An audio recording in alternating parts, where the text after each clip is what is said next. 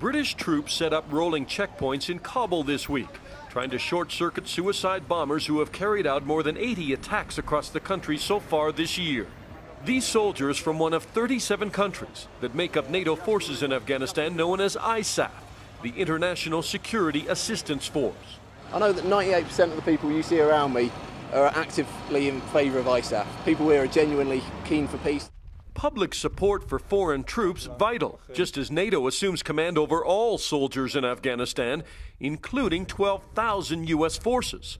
Up until this week, they only answered to U.S. commanders. Starting now, a British general will issue orders even to Americans. It is the first time that American combat troops have come under a foreign command since British General Montgomery in World War II. But the Pentagon is quick to point out that the second in command of NATO right now is an American general, and starting in February, the commander of NATO will be American. The highest-ranking American soldier here, three-star Lieutenant General Carl Eikenberry, says the change in command is necessary. Creating conditions so that extremism and this kind of militant ideology can't come back. But as NATO takes over, there are key differences in the alliance over the mission.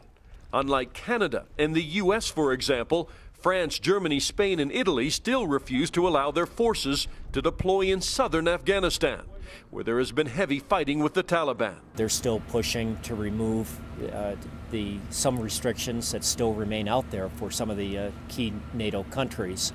And I think it will be important that they do achieve success. Where did he aim before?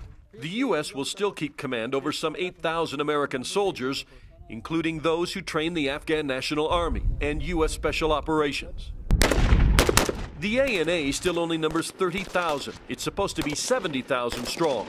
And American trainers say progress is slow but steady. I feel the pressure. I also feel that we're getting through to them in our training. Another key difference with the U.S., within 96 hours of capture, most NATO forces have agreed to turn over any prisoners to the Afghan government, including al-Qaeda and Taliban leaders. Washington has not signed on to that. What if one of the NATO countries got Osama bin Laden? Within 96 hours, they have to turn him over to the Afghan government? Well, it'd be interesting to see how that would work out, but I doubt that that is exactly how it would work out. But the differences in NATO clearly take a backseat to what all these countries can agree on.